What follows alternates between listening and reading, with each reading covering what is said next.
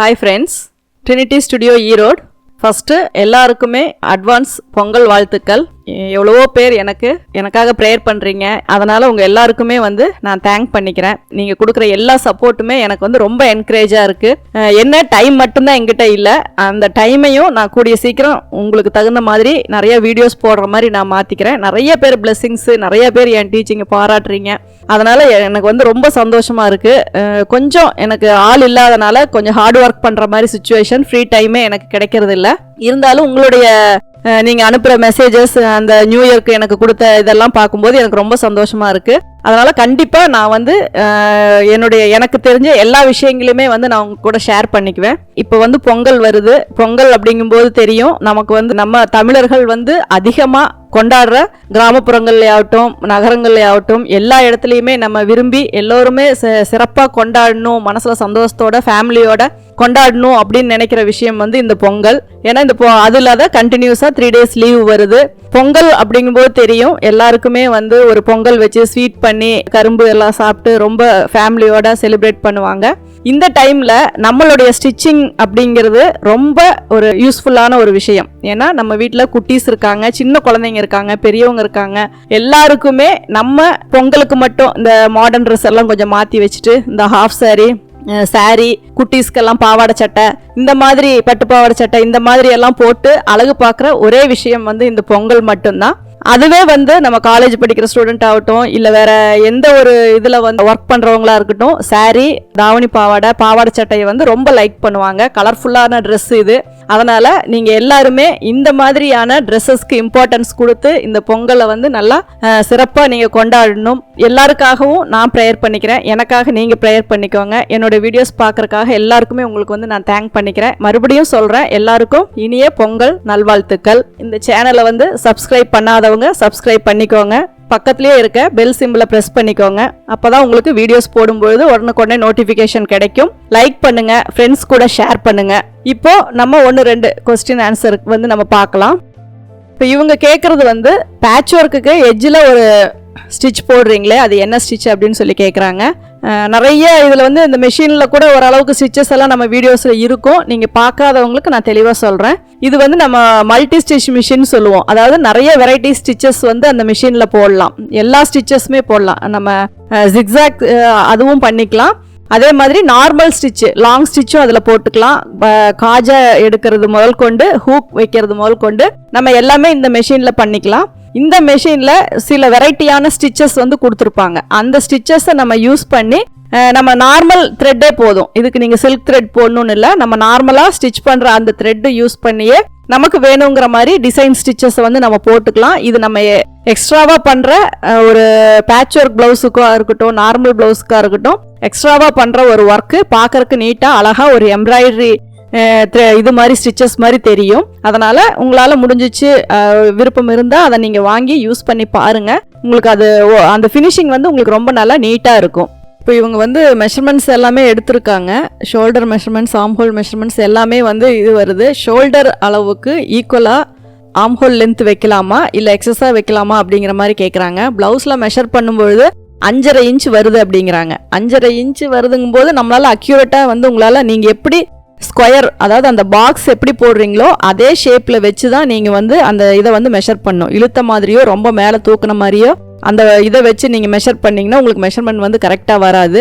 அதே மாதிரி உங்களுக்கு 11.25 செஸ்ட் வருது அப்படின்னா உங்களுக்கு 6 இன்ச்சு ஷியூராக வரும் ஷோல்டர் அளவு. ஆம்ஹோல் நீங்கள் 6.5 வைங்க அந்த லென்த்து. நீங்கள் ஆம்ஹோல் சுற்றளவு மெஷர் பண்ணி பாருங்கள். உங்களுக்கு அது அதிகமாக வருது, நம்ம இறக்கமாக இருக்குது அப்படின்னா அதில் ஒரு 1/2 இன்ச்சு குறைச்சிட்டு நீங்கள் எவ்வளோ ஷோல்டர் வச்சுருக்கீங்களோ அதே அளவே நீங்கள் ஆம்ஹோலுக்கு வச்சுக்கலாம். 5.5 அப்படிங்கும்போது உங்களுக்கு செட் ஆகாது. ஏன்னா 5.5ங்கும் போது ரொம்ப மேலே போயிடும். அப்போ என்ன ஆகும்னா உங்களுக்கு சைடில் நிறைய சுருக்கமாக கிளாத் வரும். ஏன்னா நிறைய கிளாத் அங்கே இருக்கும். நமக்கு ஸ்டிச்சிங்கை பொறுத்த வரைக்கும் எக்ஸஸாக இருக்க கிளாத்தெல்லாம் வெட்டி ரிமூவ் பண்ணிட்டோம்னா மட்டும்தான் ஃபிட்டிங் கரெக்டாக வரும். நம்ம அளவு கொஞ்சம் மாற்றி எடுத்து நிறைய துணியை நம்ம அங்கே வச்சிட்ருக்கோம் அப்படின்னா அந்த எக்ஸஸாக இருக்க கிளாத்து பூரா உங்களுக்கு சுருக்கமாக தான் தெரியும். அதனால் நீங்கள் தாராளமாக 6.5 இன்ச்சு வைக்கலாம். ஆம்ஹோல் 1/2 மெஷர் பண்ணி பார்க்கும்போது ரொம்ப அதிகமாக வருது அப்படின்னா அந்த 6.5 6ஆக குறைச்சிக்கலாம். ஆம்ஹோலையும் ஷோல்டரையும் ஒரே மாதிரி வச்சு பாக்ஸ் போட்டு நீங்கள் அதுக்குள்ளே வரைஞ்சி பாருங்கள். அதே மாதிரி நெக்கு வந்து ரொம்ப அகலமாக வைக்கிற மாதிரி இருந்தால் நீங்கள் இன்னும் கொஞ்சம் ஒரு 1/2 இன்ச்சு உள்ளே தள்ளி கட் பண்ணிவிட்டு அப்புறமா மெஷர் பண்ணி பாருங்கள்.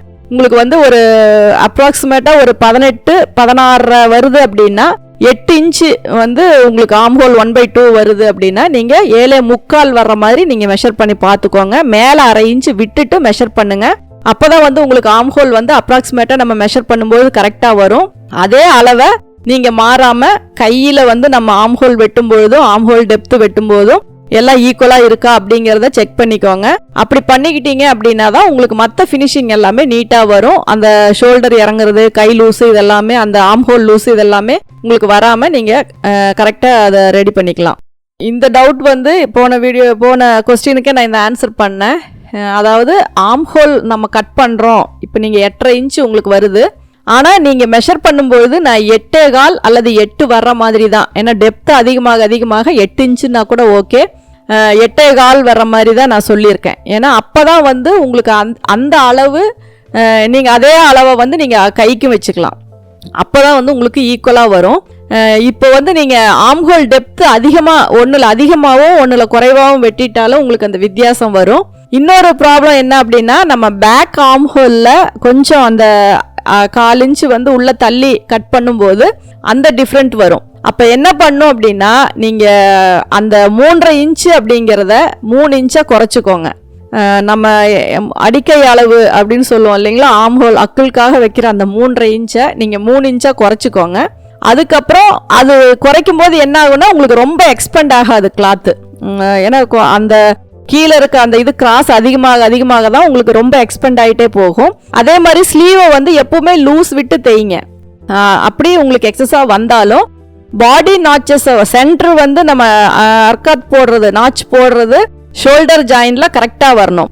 அதுக்கப்புறம் உங்களுக்கு எக்ஸஸாக இருக்கு அப்படின்னா 2 சைடுமே ஈவனாக தான் வரும். அதாவது ஒரு 1/2 இன்ச்சு அதிகமாக வருது அப்படின்னா ஃப்ரண்ட்லேயும் 1/2 இன்ச்சு வரும், பேக்லேயும் 1/2 இன்ச்சு வரும். அப்போ நீங்கள் நெக்ஸ்ட் அந்த மெஷர்மெண்ட் பண்ணும்போது நீங்கள் அந்த ஷோல்டர் அந்த ஆம்ஹோலுக்கு வந்து கொஞ்சம் 3.5 இன்ச்சை 3 இன்ச்சாக மாற்றிக்கோங்க. அதுக்கப்புறம் ஒரு 1/4 இன்ச்சை வேணாலும் நீங்கள் குறைச்சி வெட்டுங்க. ஏன்னா அது இழுக்கும் போது தான் உங்களுக்கு அந்த லூஸ் வருது. அதே மாதிரி உங்களுக்கு நம்ம தையல் வந்து லைனிங் கிளாத்தோட அட்டாச் பண்ணும்போது ஸ்டிச்சஸ் பார்த்தீங்கன்னா இழுத்து பிடிச்சிட்டு இருக்கும். அப்படி இழுத்து பிடிச்சிட்டு இருந்தாலும் நீங்கள் ஸ்லீவ் வச்சு அட்டாச் பண்ணும்பொழுது பாடி வந்து அளவு அதிகமாக இருக்கும், ஸ்லீவோடைய நாச்சஸ் வந்து அதில் செட் ஆகாது. அப்போ என்ன ஆகும்னா, அந்த தையலை வந்து நம்ம லூஸ் பண்ணி இழுத்துட்டோம்னா தையல் வந்து கட் ஆகும். பார்த்தீங்கன்னா அந்த அளவுக்கு உங்களுக்கு வந்து அது டைட்டாக இருக்கும். அதனால் ஸ்டிச்சஸை வந்து கரெக்டாக மெயின்டைன் பண்ணுங்கள். அதுக்கப்புறம் நீங்கள் வச்சு தைக்கும்பொழுது ரெண்டுமே வந்து ஈவனாக வர்ற மாதிரி கொஞ்சம் லூஸ் விட்டு தைங்க. ஏன்னா மேக்ஸிமம் வந்து வெட்ட எக்ஸ்பீரியன்ஸ் ஆச்சு அப்படின்னா இந்த கம்ப்ளைண்ட் வரவே வராது. ஸ்டார்டிங்கில் வருது அப்படின்னா நீங்கள் என்ன பண்ணும் அப்படின்னா, சென்டர்லேருந்து ஒரு பேக் சைடும் அதே மாதிரி சென்டர்லேருந்து ஃப்ரண்ட் சைடும் அப்படி தைச்சு பழகுங்க. அதுக்கப்புறமா உங்களுக்கு நீங்கள் சைடு ஜாயின் பண்ணும்பொழுது பாடி நாச்சஸை வந்து மெயினாக வச்சு ஜாயின் பண்ணுங்கள். ஸ்லீவ் நாச்சஸை விட்டுருங்க. பாடி நாச்சஸ், அதாவது பாடியில் போடுற அர்க்காத்து வந்து அதை கரெக்டாக வச்சு நீங்கள் தையல் போடுங்க, சைடு ஸ்டிச் போடுங்க. அப்படி போட்டிங்க அப்படின்னாலும் பாடி மெஷர்மெண்ட்ஸில் எந்த வித்தியாசமும் வராது. கையில் வர எக்ஸஸ்னால ஒரு சின்ன மிஸ்டேக், அது உங்களுக்கே தெரியாத ஒவ்வொருத்தருக்கும் ஃபிட்டிங்காக கூட வரலாம். அது வந்து பெரிய மிஸ்டேக் இல்லை. ஆனால் நீங்கள் பண்ணுறது அந்த தையலுடைய இது துணியை இழுக்காமல் போடுங்க, ரொம்ப டைட் தையல் போடாதீங்க. அதே மாதிரி அந்த ஒரு 1/2 இன்ச்சை குறைச்சி ரொம்ப எக்ஸ்பெண்ட் ஆகாமல் ஆம்ஹோல் டெப்த் இதெல்லாமே கரெக்ட் பண்ணி வெட்டுங்க. இந்த 3 ப்ராப்ளத்தை சால்வ் பண்ணி பாருங்கள், உங்களுக்கு அந்த ஸ்லீவ் வந்து பர்ஃபெக்ஷனாக வரும்.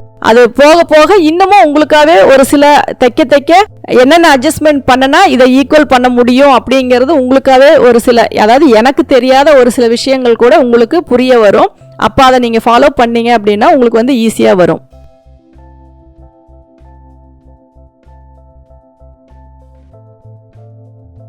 ஃபஸ்ட்டு ஹூக்லேருந்து ஆம்ஹோல் வரைக்கும் நெட்டாக ஒரே சுருக்கம் தான் வரும். மேக்ஸிமம் நிறைய கம்ப்ளைண்ட் அதுதான் வரும். நீங்கள் சொல்கிறதும் அந்த சுருக்கம் தான் அப்படின்னு நான் நினைக்கிறேன். ஏன்னா ப்ளவுஸில் வந்து ஃப்ரண்ட் நெக்கு சைடில் சொல்கிறீங்க, ஃப்ரண்ட் நெக்கோட சைடில், அதே மாதிரி ஆம்ஹோலுக்கும் இடையில, அப்படி இல்லாட்டினா இப்படி மேலேருந்து கீழே கிராஸாக வரும். 2 இதில் வந்து ஃபஸ்ட்டு வந்து ஹூக் வந்து ஃபஸ்ட்டு ஹூக் கிட்ட ஒரு கோடு வருது அப்படின்னா அது செஸ்ட்டு வந்து ரொம்ப டைட்டாக இருக்குது அப்படிங்கிறதா அர்த்தம். ஆம்ஹோல் வந்து கொஞ்சம் பிரித்து விட்டுக்கலாம். அதே மாதிரி ஷோல்டர்ல இருந்து ஃப்ரண்ட் நெக் சைட்ல இருந்து கீழே ஆர்ம் ஹோல் வரைக்கும் ஒரு கிராஸா ஒரு சுருக்கு வருது அப்படின்னா ஸ்லீவ் வந்து ரொம்ப டைட்டா இருந்து அதுக்கு மேல நமக்கு கை மேல ஏறல அப்படின்னாலும் இழுத்து பிடிச்சிட்டு இருக்கிற மாதிரி ஒரு சுருக்கம் வரும். அதனால எப்பவுமே சொல்லியிருக்கேன், ஒரு கன்வீனியன்ட்டான ஒரு லூஸ் வந்து நம்ம உடம்புல வந்து நம்ம பிளவுஸுக்கு கொடுக்கணும். அப்போதான் வந்து நம்ம கை ரொட்டேட் ஆனாலும் துணி வந்து எப்பவும் போல அப்படியே இருக்கும். இல்லாட்டினா கை சுருக்கு அந்த மேலே வந்துட்டு இருக்கும் அப்படின்னு சொல்லி நான் சொல்லியிருக்கேன். இப்போ நீங்கள் கேட்குறது பார்த்தா அந்த மேலேருந்து கீழே வர கிராஸுக்கு வந்து ஆர்ம் ஹோல் டைட்டாக இருக்கும், இல்லாட்டினா ஸ்லீவ் டைட்டாக இருக்கும். ஏன்னா கரெக்டான பொசிஷனில் போய் உங்களுக்கு அந்த ப்ளவுஸ் வந்து சீட்டிங் ஆகலை. இப்போ ஃப்ரண்ட் நெக்கு அப்படின்னா கரெக்டாக எங்கே சீட்டிங் ஆகணும், ஷோல்டர் கரெக்டாக உட்காரணும், ஆர்ம் ஹோல் கரெக்டாக உட்காரணும், ஃபர்ஸ்ட் ஹூக் கரெக்டாக இருக்கணும். அப்படி பார்த்தீங்க அப்படின்னா தான் நீங்கள் போட்டிருக்கிறது வந்து எல்லாமே அந்தந்த இடத்துல ஃபிட்டிங் கரெக்டாக வருது. இப்போ உங்களுக்கு ஷோல்டர் வந்து கை டைட்டாக இருக்குது அப்படின்னா ஒரு குறிப்பிட்ட அளவுக்கு மேலேயே ஏறல அப்படின்னா என்ன ஆகும் அப்படின்னா எல்லா அளவுமே வந்து சைடில் தொங்கிட்டு இருக்கும். நெக்குக்கு க்ளோஸாக வரவே வராது. ஃபர்ஸ்ட் ஹூக் போட்டாலுமே இழுத்துக்கிட்டு தான் போகும். அதனால் அதில் நீங்கள் பண்ணுற மிஸ்டேக் என்னன்னு பாருங்கள். கொஞ்சம் நீங்கள் லூஸ் விட்டு தைங்க. அதுக்கப்புறம் உங்களுக்கு டைட் வேணும் அப்படின்னா எந்த இடத்துல டைட் பண்ணிக்கலாம் அப்படிங்கிறத பார்த்துக்கோங்க. அந்த ஏன்னா ஒரு சிலர் உடம்புக்கு வந்து நம்ம நார்மலாக 3 ஸ்டிச்சஸ் போட்டாலுமே மறுபடியும் ஆல்டர்னேட்டிவாக அட்ஜஸ்ட்மெண்ட்டுக்கு நம்ம ஸ்டிச்சஸ் போடுற மாதிரி வரும். எங்கெங்க அப்படின்னா நம்ம ஆர்ம் ஹோலுக்கும் ஸ்லீவ் ரவுண்டுக்கும் இடையில பார்த்தீங்கன்னா கை வந்து தின்னாக இருக்கும். அதனால உள்பக்கமாக வளைச்சு போடுற மாதிரி வரும். ஒரு சிலருக்கு பார்த்தீங்கன்னா அந்த இடம் வந்து பல்ஜியாக அதிகமாக இருக்கும் சதைப்பிடிப்பு, அதனால வெளிப்பக்கம் வளைச்சு போடுற மாதிரி வரும். ஒரு சிலருக்கு செஸ்ட் வந்து கீழே இறங்கி இருக்கு அப்படின்னா அந்த ஆர்ம் ஹோல் அக்குளுக்கு கீழே வந்து நிறைய சுருக்கம் வரும். அப்போ நம்ம 3 தையல் போட்டிருந்தாலும் ஆர்ம் ஹோல் கரெக்டாக இருக்கும், கீழே இடுப்பு கரெக்டாக இருக்கும். இடைப்பட்ட பகுதியில் பார்த்தீங்கன்னா மறுபடியும் ஒரு வளைவாக ஒரு தையல் நம்ம போடுற மாதிரி வரும். இது எக்ஸஸாக நம்ம போடுற தையல் வந்து நம்ம ஸ்டிச்சிங்கில் வர கம்ப்ளைண்ட் கிடையாது. அவங்க பாடிக்கு தகுந்த மாதிரி நம்ம அட்ஜஸ்ட் பண்ணி கொடுக்குறோம். அப்போதான் வந்து அவங்களுக்கு அது ஃபிட்டிங் ஆகும்.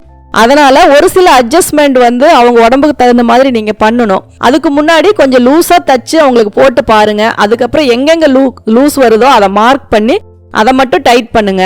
அப்போ உங்களுக்கா மைண்டில் வந்து ஒரு டிசைன் கிடைக்கும். ஓ, இவங்களுக்கு இப்படி ஸ்டிச்சு போட்டால் தான் இது கரெக்டாக வரும் அப்படிங்கிறது உங்களுக்கு புரியும். அதனால அதுக்கு தகுந்த மாதிரி அதை ஆல்ட்ரு பண்ணிக்கோங்க. ட்ரை பண்ணி பாருங்க. தேங்க்யூ. அடுத்து ஒரு வியூவர்ஸ் கேட்ட டவுட்டு, ஃபோட்டோவில் இருக்க ப்ளவுஸுக்கு எவ்வளோ ஷோல்டர் வைக்கணும், எவ்வளோ நெக்கு வைக்கணும் அப்படின்னு சொல்லி கேட்டிருந்தாங்க. இதுக்கு வந்து ஒரு வீடியோ போடணும் அப்படின்ட்டு நான் நினச்சிட்டு இருக்கேன். அதுக்கு முன்னாடி இப்படி ஒரு ப்ளவுஸ் ஒரு மாடல் நமக்கு கிடச்சிருக்கு அப்படின்னா அதனுடைய அமைப்பு எப்படி இருக்குன்னு பாருங்கள். அவங்களுடைய ஷோல்டர் பார்த்தீங்க அப்படின்னா நமக்கு எண்டு வரைக்கும் வருது. நம்ம எப்போவுமே காலர் நெக் அப்படின்னாவே 1/2 ஷோல்டர் தான் வைப்போம்.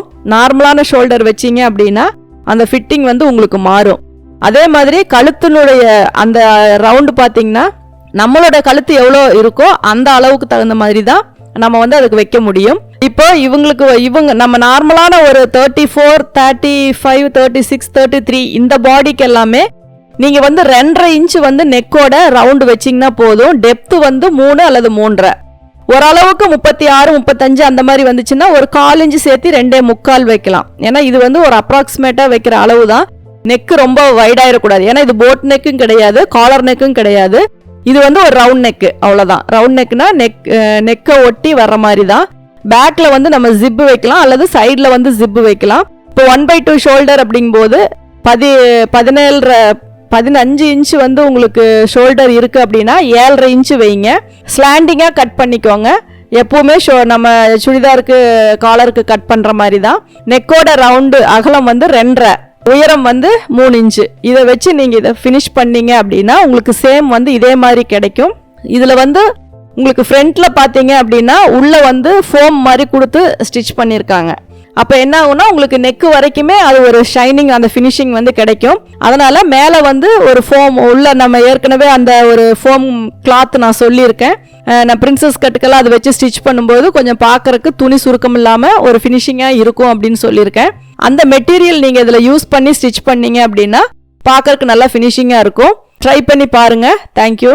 நீங்கள் தொடர்ந்து இந்த சேனலை பார்த்து யூஸ் பண்ணிக்கணும் அப்படின்னா இந்த சேனலை சப்ஸ்கிரைப் பண்ணுங்கள், பெல் பட்டன் ப்ரெஸ் பண்ணுங்கள், உங்கள் ஃப்ரெண்ட்ஸ் கிட்ட ஷேர் பண்ணுங்கள். அதில் ஏதாவது உங்களுக்கு கமெண்ட்ஸ் தெரிவிக்கணும்னா கமெண்ட்ஸ் பாக்ஸில் போடுங்க. தேங்க்யூ ஃபார் வாட்சிங்.